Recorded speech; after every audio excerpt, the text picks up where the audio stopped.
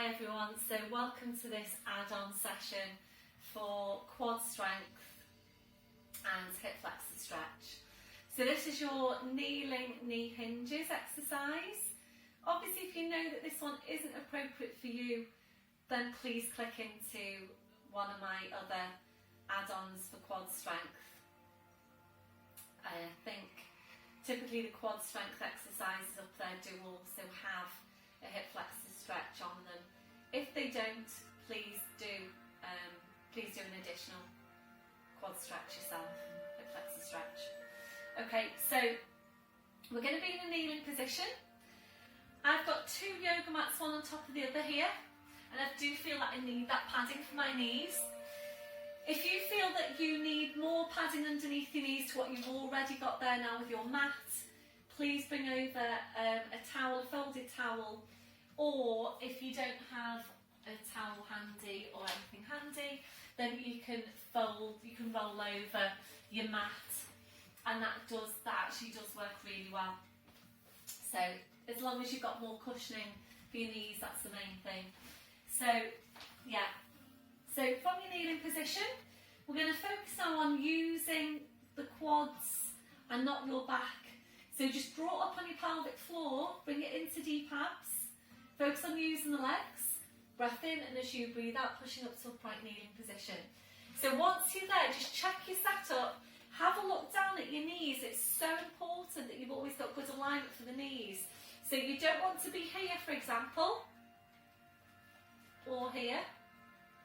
So straight line hips, your knees, and if you wanted to, you could just place your hands into your hip sockets and draw a vertical line down to your knees, and you know then that your knees are in correct placement. So really quite easy with this one for you to kind of start sinking down to the movement a bit. So really think about lengthening up from your crown all the way through. Keep it tall. Make sure you have got the ribs drawing down though. So don't allow your ribs to flare out. When you hinge back into the movement, it's really important the ribs are down, because if the ribs aren't down, what you'll tend to find, what you might find, is that this will happen. And you'll kind of hinge back and pinch the lumbar vertebra. And you do see that happening in class sometimes. So you need to make sure you've got your ribs drawn right down so that you maintain your neutral spine. So focus on that drawing down of the rib cage to make sure you are staying in neutral. So we'll feel for the spine to start with one hand in front of the pelvis, one hand behind. Shoulders are relaxed, excuse me a sec. Need to wipe the nose. So make sure you've got your setup. So don't worry too much about how far back you're going, by the way. The main thing is that you've got your technique just right and that you're working the right muscles. So draw up on your pelvic floor into deep lying abdominals as you breath in, and as you breathe out, you hinge back. Make sure the ribs are drawing right down to your furthest point, holding there to breathe in, and as you breathe out, you slowly back up. And again, breath in as you breathe out, hinging back. So really use your glutes. Try and get as much of a tilt on the pelvis as you can. Breath in as you breathe out, you back up. So you do have quite a lot to think about with this one. Ribs are drawing right down, as much of a tilt as you can get on the pelvis. So at your furthest point, a strong diagonal line from the crown of the head to the knees. Breath in as you breathe out, back up. So really try and see that line, or diagonal line from shoulders to knees at least. So just check on your neutral. Have you got neutral spine? If you have, you don't need to keep this check anymore. Releasing your arms, we take this down to arm floats. And we're really thinking here about drawing your shoulder blades down your back before you lift your arms, so that you're basically getting these stabilising muscles in the mid-back working, and that you're not lifting the shoulders when you lift your arms. Remember, this muscle tends to be overworked, so you don't want repeated lift of your shoulders every time you're lifting your arms. So just trying to train the body to start moving and working in the right way. So again, make sure you've got the ribs down. Breath in as you breathe out, hinging back, squeeze your glutes, floating your arms up to shoulder height. and as you breathe out, slowly back up. And again, breath in as you breathe out, hinging back, floating your arms up. Squeeze your glutes.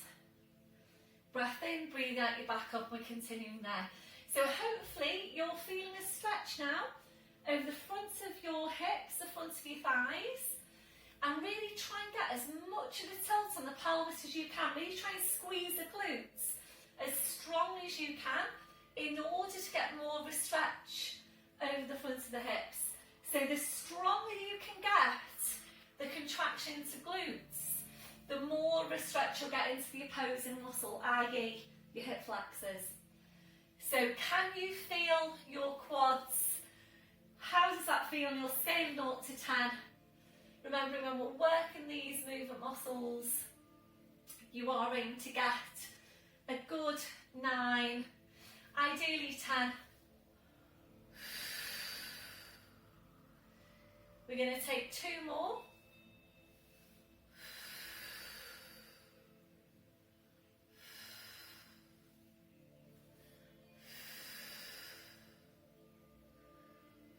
And if you're ready to now to finish, and if you're not ready to, that's fine. If you feel you've done enough work for the quads, that's absolutely fine.